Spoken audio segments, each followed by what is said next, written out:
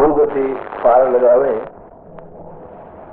Cassette उन सभी शिष्यों के लिए एक संजीवनी है, एक प्राण चेतना है, एक रास्ता है जिससे यह स्पष्ट हो सकता है कि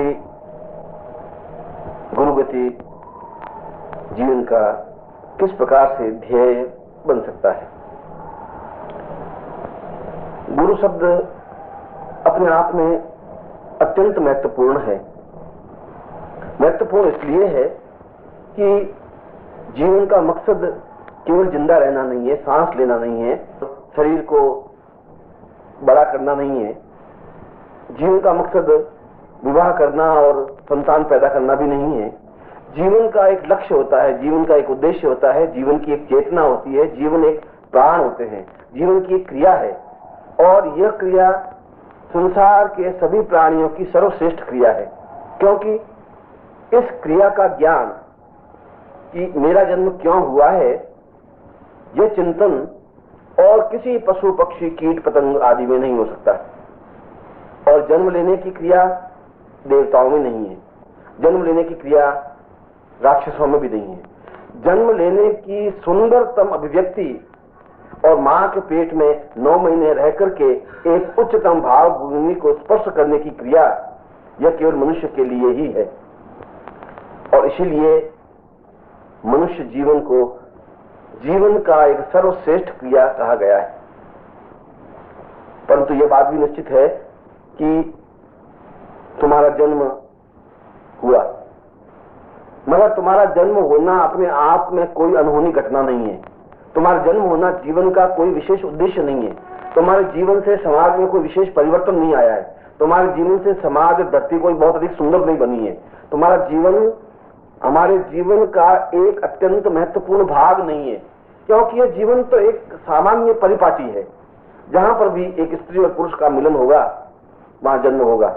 वह जन्म पशुओं का भी हो सकता है, ठीक इसी परिपाटी से पक्षियों का भी होता है, ठीक इसी प्रकार से कीट पतंग और छोटे मोटे जीव जंतुओं का होता है। अगर उनके जीवन में और उनके जीवन से कोई बहुत बड़ा परिवर्तन नहीं आता तो तुम्हारे जीवन से भी कोई बहुत बड़ा परिवर्तन नहीं आया। यह तो तुम्हारे माता पिता का एक संयोग है, एक चांस है, एक क्रिया है और उस रासायनिक क्रिया का प्रतिफल तुम हो। इसलिए तुम अपने जीवन पर जब गतिशील होते हो, जब तुम अपने जन्म से लगा करके आगे की ओर बढ़ते हो, तो जन्म के पहले क्षण से तुम्हारी क्रिया शमशान की ओर जाने की क्रिया बनती है। क्योंकि अगर तुम्हारे जिंदगी के 64 साल 5 महीना 23 दिन 18 घंटे जीवन है, तो तुम 1 घंटे बाद उस पूरी उम्र का 1 घंटा तुम पार करोगे और वह 1 घंटे में तुम मृत्यु की ओर और आगे बढ़े। 1 साल के बाद तुम्हारी मृत्यु 63 साल पीछे रह गई, 62 साल पीछे रह गई, 60 साल पीछे रह गई। तुम्हारी क्रिया केवल जन्म से मृत्यु के रास्ते पर बढ़ने की क्रिया है। इसीलिए यह क्रिया पशुओं में भी है, यह क्रिया पक्षियों में भी है, मगर तुम में और पशु पक्षियों में अंतर है। अंतर यह है कि तुम इस चेतना को ज्ञात कर सकते हो कि तुम्हारा जीवन क्यों प्रभु ने तुम्हें जीवन दिया, जीवन का उद्देश्य क्या है, जीवन का लक्ष्य क्या है। और यह जीवन का लक्ष्य उस सूक्ष्मता से पूर्णता की ओर अग्रसर होना है। यह लक्ष्य आदि से अंत होने की क्रिया है। यह जीवन का लक्ष्य प्रारंभ से अंतिम बिंदु तक पहुंचने की क्रिया है। इसीलिए ईशावास्य उपनिषद में कहा है कि ब्रह्म ताम पूर्णः स वै पूर्णः। जो अपने जीवन में पूर्णता की ओर अग्रसर होने की क्रिया करता है, सोचता है, चिंतन करता है, वह मनुष्य है। स मनुष्य है, स पशु वै पक्षी माम पूर्णः। यदि जिसके जीवन में ये चिंतन ही नहीं है कि प्रभु ने मुझे जन्म क्यों दिया, मेरे जीवन का उद्देश्य क्या है, मेरे जीवन का लक्ष्य क्या है, मेरे जीवन की गति क्या है, यदि ये चिंतन नहीं करता, यदि ये विचार नहीं करता, यदि ये धारणा नहीं है, यदि उसके मन में यह एक बिंदु स्पष्ट होता ही नहीं है, तो उसमें और पशु में कोई अंतर नहीं है। क्योंकि पशु ऐसा चिंतन नहीं कर सकता, पशु इस प्रकार का विचार नहीं कर सकता। पशु के जीवन में ईश्वर का कोई स्थान नहीं है। पशु के जीवन में इस बात का भी कोई स्थान नहीं है कि हमारे जीवन का उद्देश्य और लक्ष्य क्या है। और जिसको उद्देश्य और लक्ष्य ही ज्ञात नहीं, वह जीवन के पूर्णता तक पहुंच नहीं सकता। इसलिए मनुष्य जीवन को केवल एक पशु जीवन कहा गया है। और तुम सबका जीवन एक पशु जीवन है। और इस रास्ते पर, जिस पगडंडी पर तुम चल रहे हो, यह जीवन की पगडंडी है। और जीवन की पगडंडी के बारे में तैत्तरीय उपनिषद में बहुत स्पष्ट रूप से एक श्रेष्ठतम बात कही है। और उस बात में यह कहा गया है कि जीवन का मूल उद्देश्य, मूल लक्ष्य, मूल चिंतन इस बात का है कि वह निरंतर गतिशील होता रहे, और मनुष्य गतिशील होता ही है। फिर इस तैत्तरीय उपनिषद में विशेष बात क्या है, उसमें एक सूत्र है, और उस सूत्र का चिंतन भाव यह है, सपूर्णम वै परिकाम परेव मरितम सर्वे शताम पूर्णतः दीर्घम युक्त मदाम परेव परिणम सद्गाम परेम पूर्णतम गुरुर्वै सविता सहित धरितम दीर्घायुताम पूर्णतः सदीर्घ मनुवै पसंत परितम ब्रह्मोपतिम पूर्णतः। मैं सोचता हूं कि इस श्लोक में पूरे उपनिषद का सार है, जीवन के लक्ष्य का पाथेय है, हमारे जीवन के उलझी हुई राहों का स्पष्ट संकेत है। उसमें बताया गया है कि हम अपने मनुष्य के रूप में जन्म लेकर के गतिशील होते हैं, परंतु यह हमारी गति काल की गति है, यह हमारी गति मृत्यु की ओर बढ़ने की गति है, यह हमारी गति अपने जीवन को समाप्त करने की गति है। यदि जीवन में ऐसा कोई क्षण आए, यदि जीवन के पुण्यों का उदय हो, यदि जीवन में कोई श्रेष्ठतम स्थिति बनती है, तो उस पगडंडी पर जहां कहीं बीच में गुरु मिल जाए, और यदि हम उसको पहचान लें, क्योंकि उसमें भी कर्मों का चिंतन और कर्मों का ध्येय ऐसा भी हो सकता है कि हम गुरु के पास में से निकल जाए।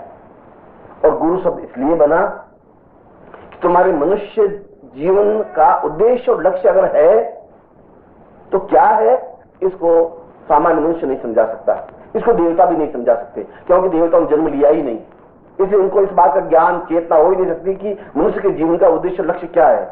इसको राक्षस, गंधर्व, किन्नर, प्रेत, यक्ष ये भी नहीं समझा सकते, क्योंकि जिन्होंने जन्म लिया ही नहीं वो समझा भी नहीं सकता। पर गुरु जन्म लिया है और जन्म लेकर के पूर्णता तक पहुंचा है। इसलिए यजुर्वेद की पूरी व्याख्या पूर्णमदः पूर्णमिदं पूर्णात् पूर्णमुच्यते पूर्णस्य पूर्णमादाय पूर्णमेवावशिष्यते, बड़ी सुंदर व्याख्या है। उसने कहा कि जीवन का उद्देश्य मार्ग में रुकना नहीं है, जीवन का उद्देश्य मार्ग में विश्राम करना नहीं है, जीवन का उद्देश्य जिस रास्ते पर गतिशील है उस रास्ते पर सही रास्ते पकड़ने की क्रिया है, सही जगह पहुंचने की क्रिया है, सही स्थिति पहुंचने की क्रिया है। और क्रिया वहां पर जहां मनुष्य गतिशील होता है वहां पर कई रास्ते हैं, कई पाथे हैं, कई गतिशीलता है।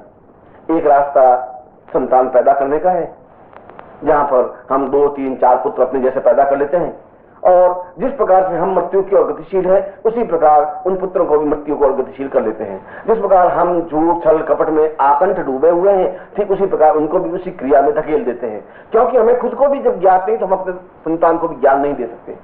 और यह एक जन्म और मरण के बीच में झूलने की क्रिया है, जन्म और मृत्यु के बीच में समाप्त होने की क्रिया है, जन्म और मृत्यु के बीच में निरंतर भटकने की क्रिया है। पर इस बीच में गुरु मिलते हैं, और यदि हमें जीवन के पुण्य उदय होते हैं, यदि हमें चेतना प्राप्त होती है, यदि हमारे जीवन का लक्ष्य स्पष्ट है, तो जहां भी गुरु मिल जाए वहां कसकर पकड़ लेना चाहिए, उनको उनके चरणों को स्पर्श कर लेना चाहिए, उनको अपने आप में आत्मसात करने की क्रिया कर लेनी चाहिए। क्योंकि यदि तुम्हें गुरु नहीं मिले तो तुम्हारा जीवन का रास्ता मरगट की ओर है, तुम्हारा रास्ता मृत्यु की ओर है। और वेदों ने और शास्त्रों ने, उपनिषदों ने एक ही बात कही है, तुम ब्रह्मा तुम ब्रह्मास्मि, तुम ब्रह्म हो, तुम्हें ब्रह्म में लीन होने की क्रिया करना है। क्योंकि 84 लाख योनियों का अर्थ है इस जीवन के जन्म से लेकर के मृत्यु तक तुम विभिन्न योनियों में भटकते हो। कहीं तुम पिता बनते हो, कहीं तुम बेटे बनते हो, कहीं तुम माँ बनते हो, कहीं तुम बहन बनती हो, कहीं किसी के तुम भाई बनते हो, किसी के संबंधी बनते हो। ये सब योनियां हैं, अलग अलग योनियां हैं। इन योनियों में भटकते भटकते मृत्यु के अग्रसर होते हो। मगर वो कह रहा है कि तुम पूर्णम वै, तुम पूर्ण हो सकते हो। मगर पूर्ण तुम कैसे हो सकते हो? तुम्हें पूर्णता का ज्ञान है ही नहीं। पूर्ण क्या है, पूर्णता का अर्थ क्या है, पूर्णता का चिंतन क्या है? और यह पूर्णता का चिंतन जो कराता है उसको गुरु कहते हैं। और यह गुरु किसी घर में नहीं मिल सकता, यह गुरु किसी आश्रम में नहीं मिल सकता, यह गुरु किसी नदी किनारे नहीं मिल सकता, यह लंबी जटाएं बढ़ाने वाले गुरु नहीं बन सकते, लंबे जटाओं और भगवे कपड़े पहनने वाले भी गुरु नहीं बन सकते। गुरु बन सकते हैं जिनमें ज्ञान चेतना है, जिनमें प्राण चेतना है, जो इस ब्रह्म से साक्षात्कार कर चुका है, जिसको ये ज्ञात है कि जीवन की पूर्णता क्या है, जीवन का ध्येय क्या है, जीवन का लक्ष्य क्या है, हम जीवन में कहां पहुंचना है, कैसे पहुंचना है, और इन सारे जटिल प्रश्नों के उत्तर केवल गुरु दे सकता है। क्योंकि गुरु स्वयं, गुरु ब्रह्मा, गुरु विष्णु, गुरुदेवो महेश्वर, गुरु साक्षात पर ब्रह्म, तस्मै श्री गुरु वै नमः। मैं गुरु को इसलिए प्रणाम नहीं करता हूं कि वह शरीरधारी है, इसलिए भी नहीं, वो मुझे रास्ता बताता है। गुरु मुझे नवीन प्रकार से पैदा करने की क्रिया, मुझे नवीन प्रकार से पैदा करेगा। मैंने जो कुछ जन्म लिया है वह तो एक सहज स्वाभाविक क्रिया है, उसमें कोई बहुत बड़े विस्फोट नहीं हुआ, उसमें कोई बड़ी बड़ी चेतना नहीं पैदा हुई। मेरे माँ बाप ने मुझे जन्म लिया तो कोई बहुत अनहोनी घटना नहीं घटी। मुझे वापिस नए सिरे से वह ब्रह्म स्वरूप बनकर के, ब्रह्मा का तात्पर्य है कि वह एक नवीन जन्म दे, और गुरु ब्रह्मा है, मुझे नवीन प्रकार से जन्म दे, क्योंकि मैंने जो कुछ जन्म लिया है वह मेरे बस में नहीं है, उसका मेरे कोई लक्ष्य नहीं था, उसके पीछे मेरा कोई हाथ नहीं था। मैं चाहते हुए भी उस गर्भ को धारण कर सकता है नहीं करता, यह मेरे हाथ में नहीं था। इसलिए वह ब्रह्मा स्वरूप बनकर के मुझे वापिस पुनः जन्म दे। गुरु विष्णु और जन्म ही नहीं दे, मुझे पुष्ट करे, पालन करे, ज्ञान चेतना दे, प्राण चेतना दे, मुझे आगे बढ़ने की क्रिया दे, मुझे समझाए कि मेरे जीवन का उद्देश्य, मेरे जीवन का लक्ष्य, मेरे जीवन का प्राण, मेरे जीवन की गति क्या है, मैं किस पगडंडी पर गतिशील हूं। और गुरुदेव महेश्वर, वह साक्षात शिव स्वरूप है, क्योंकि शिव कल्याणमय है, और मैं जो कुछ कर रहा हूं छलमय कर रहा हूं। मैं जो कुछ कर रहा हूं पाप कर रहा हूं, छल कर रहा हूं, झूठ बोल रहा हूं, कपट कर रहा हूं, असत्य कर रहा हूं, संतान पैदा कर रहा हूं और मर रहा हूं। मेरे जीवन में कोई चेतना नहीं है, मेरे जीवन में कोई ज्ञान नहीं है, क्योंकि मुझे यह ज्ञात ही नहीं है कि मैं शिव में कैसे बन सकूंगा, कल्याण में कैसे बन सकूंगा। इसलिए गुरु जहां ब्रह्मा है, जहां गुरु विष्णु है, वहां गुरु शिवमय भी है, और वह शिव बन के मैं किस प्रकार से अपने जीवन को पूर्णता की ओर अग्रसर करता हूं और अग्रसर कर सकूंगा, इसका चिंतन, इसका ज्ञान केवल गुरु दे सकता है। इसीलिए गुरु को केवल ब्रह्मा ही नहीं कहा गया, गुरु को केवल विष्णु ही नहीं कहा गया, गुरु को केवल शिव भी नहीं कहा गया, गुरु साक्षात पर ब्रह्म, इन तीनों से ऊपर जो ब्रह्म की स्थिति है, जहां पर जीवन की पूर्णता प्राप्त होती है, जहां पर ईशावास्योपनिषद में कहा है कि पूर्णमदः पूर्णमिदं पूर्णात् पूर्णमुदच्यते, जहां प्रारंभ मेरा एक सामान्य घटना बन के रह गया, वहां मेरा जीवन का लक्ष्य ब्रह्ममय बनकर के पूरे ब्रह्मांड में फैल जाने की क्रिया है।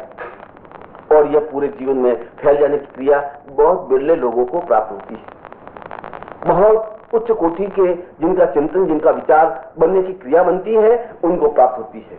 क्योंकि इसीलिए तो मैंने कहा कि जब तुम पगडंडी पर गतिशील हो सकता है 5 साल बाद, 10 साल बाद, 20 साल बाद, 25 साल बाद कहीं पर भी तुम्हें गुरु मिल सकता है। और जहां गुरु मिले वह तुम्हारे जीवन का एक विशेष स्वर्णिम क्षण है, जीवन की एक श्रेष्ठतम क्षण है, जीवन का एक सौभाग्यदायक क्षण है, क्योंकि उस क्षण तुम पैदा होते हो, उस क्षण तुम एहसास करते हो कि मेरे जीवन को कोई गति देने वाला है, मेरे जीवन को कोई चेतना देने वाला है।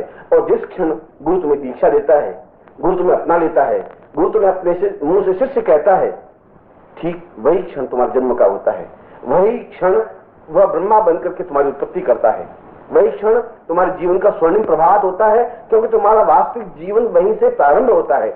अभी तक जो तुम्हारा जीवन था वो हाड़ मांस का बना हुआ सामान्य जीवन था, अभी तक जो तुम्हारा जीवन था वह मलमूत्र में सिक्त जीवन था, अभी तक तुम्हारे जीवन में केवल वासनाएं थी, स्वार्थ था, लालच था, तुम्हारे जीवन में घृणाएं थी, और तुम्हारे जीवन में ऐसा कुछ नहीं था जिस पर गर्व किया जा सके, क्योंकि तुम्हें कोई रास्ता ज्ञात ही नहीं था। तुम तो इस पगडंडी पर चाहते हुए नहीं चाहते हुए धकेले जा रहे थे, प्रकृतियां तुम्हें धकेल रही थी, तुम माया में उलझे हुए थे, तुम एक धन के पीछे पागल दीवाने थे, तुम किसी स्त्री के पीछे, स्त्री साधना के पीछे, तुम किसी विषय वासना के पीछे लिप्त थे। वह तुम्हें एक क्षण रुक करके एक सोचने को बात ही करता है कि तुम मेरे शिष्य हो, मैं तुम्हें जन्म दे रहा हूं, और जन्म दे रहा हूं, मैं तुम्हें वह स्मरण दे रहा हूं, वह चिंतन दे रहा हूं, विचार दे रहा हूं कि तुम्हारा जन्म एक विशेष कृति है। ईश्वर ने तुम्हारा जन्म विशेष उद्देश्य के लिए पैदा किया है, क्योंकि प्रभु की यह विशेष स्थिति है कि वो एक घास का तिनका भी व्यर्थ में पैदा नहीं करता, और तुम्हारे जैसे 5 फुट इंच और 6 फुट के किसी व्यक्ति को जन्म दिया है प्रभु ने, तो जरूर उसके पीछे कोई हेतु है, कोई कारण है, कोई चिंतन है।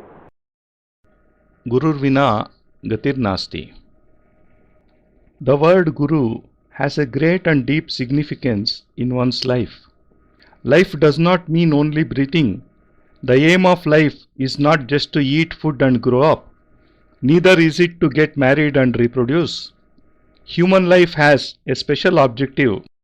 It involves a special process which sets it apart and places it well above the life processes of all the other living beings on this earth. And this process is to know, why was I born? Such a thought process cannot be seen in other animals, birds or insects. The gods cannot take birth, neither can the demons. Only a human being can touch higher spiritual planes while still in the mother's womb. Hence, the birth of a human is the best phenomenon occurring in this universe. But this is also quite true that taking birth is also not an extraordinary occurrence. And it is so because your birth made no difference to the society or to our lives. Being born is an ordinary, perpetual occurrence. Whenever a man and a woman come together, a birth takes place. Even animals, birds and insects are born, but their birth does not bring forth any change in this world. Similarly, your birth too has in no way brought any novelty in the society. Being born is only a result of a process of confluence of a man and a woman. The moment you are born, your life starts moving on the path which leads only to the funeral ground. Suppose you are destined to live for 64 years. Living each hour means losing 1 hour of your lifetime, and each hour you get closer to the inevitable death. As 1 year after another passes, your lifespan becomes shorter and shorter. 63 years, 62 years, 60 years. Living the way as you are is a process of moving forward on the path of death. And even the animals and the birds are bound by this process. But there is a difference between you and the animals, for you can unravel the subtle mysteries of life. You can ponder over and find solutions to questions like, why did God create me? What is the objective of human life? What is its goal? The true goal of life is to progress on the path leading to totality. The goal of life is to transform an atom into the infinite and to reach the highest echelon. This is why it has been said in the Ishavasyopanishad, Brahma tam purnaha sa vai purnaha sa manushya sa pasum vai pakshi mam purnaha. that is, one who thinks about and leads his life towards totality is a human. Why was I born? What is the goal of my life? What shall be my fate? There is no difference between an animal and a person who does not think on these lines. An animal cannot think. God has no significance in its life and it does not have any goal of life. And one who does not have any goal in life cannot attain totality in it. Most humans lead such an animal existence. But your life is a bit different from the lives of animals. Because the path you have chosen is the right course of life. The text Taittiriyopanishad has very well elucidated this fact. It says, the chief objective, the basic thought of life is to keep progressing, to keep moving. But a person keeps moving on. Then what is so special in these words?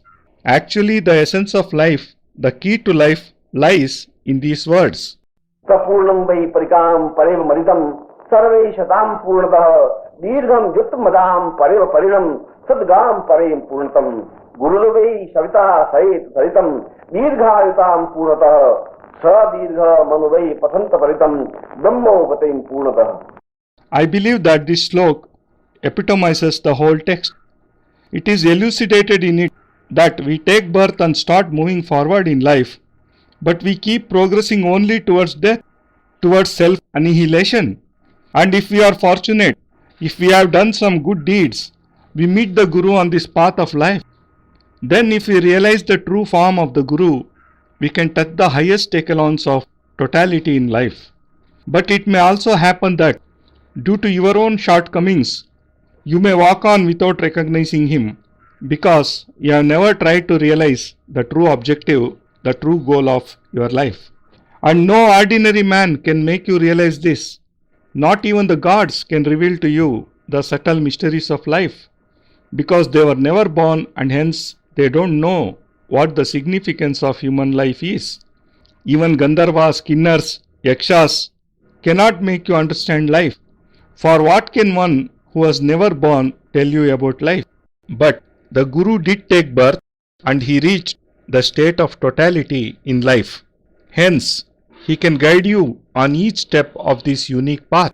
It is said in Yajurveda, Purnamada Purnamidam Purnat Purnadamuchyate Purnasya Purnamadaya Purnamevavasishyate. This beautiful verse explains that the goal of life is not to stop dead on one's path, and neither is it to stop and take rest. The aim of life is to choose the right path, which leads to the correct destination. Life reveals to a human several paths, several processes. One of these processes is reproduction. Moving on this path, one can give birth to 2, 3 or 4 children, and just as we keep getting closer to death, similarly, we force our children onto this path to mortality. We remain stuck up in a mire of lies, deceit and sins, and then we push our children too into this filth. The reason is that when we ourselves do not know the truth, we cannot guide our children to it. How can we impart that knowledge to them which we ourselves do not possess? This is nothing but being caught up in the cycle of life and death and wandering about aimlessly, wasting our precious lives. In this process, if the goal of life becomes a bit clear and we meet a Guru, then we should firmly hold his feet and try to fuse our souls with his own. But if you don't meet a Guru, then your life shall keep moving towards mortality. The Vedas, the Shastras and the Upanishads have elucidated only one thing, and that is, Tam Brahma, Tum Brahmasmi. That is, you are Brahma. Hence you have to fuse your soul in Brahma, into your own self. At the moment, you are taking birth again and again, as a father, a son, a mother, as a wife, and as a brother. You are wandering aimlessly, and in each life you move forward and embrace death. The Upanishads say that Tvam Purnam Vai, that is, you can attain totality. But the fact is that you do not know what totality means and how it can be achieved. And the person who can explain what totality is the Guru. You won't find a Guru in your house, in an ashram or on the banks of a river. Those attired in saffron robes and having long hair are not Gurus. Guru is one who is spiritually enlightened and who has achieved the realization of Brahma. A Guru is one who knows what totality of life is, what the goal of life is. Only a person who knows the real destination of human life and who knows how to reach that goal is a Guru. And only a Guru can reveal all this to you because Guru Brahma, Guru Vishnu, Guru Devo Maheshwara, Guru Sakshat Para Brahma, Tasmai Sri Guru Vedama. In this verse, the disciple says, I bow down before a Guru not because he shows me a new path, but because he gives new life to me. In fact, I am born again.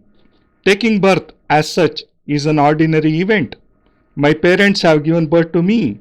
This is nothing extraordinary. But my Guru has made me fuse with the Brahma, and fusing with the Brahma means a new birth.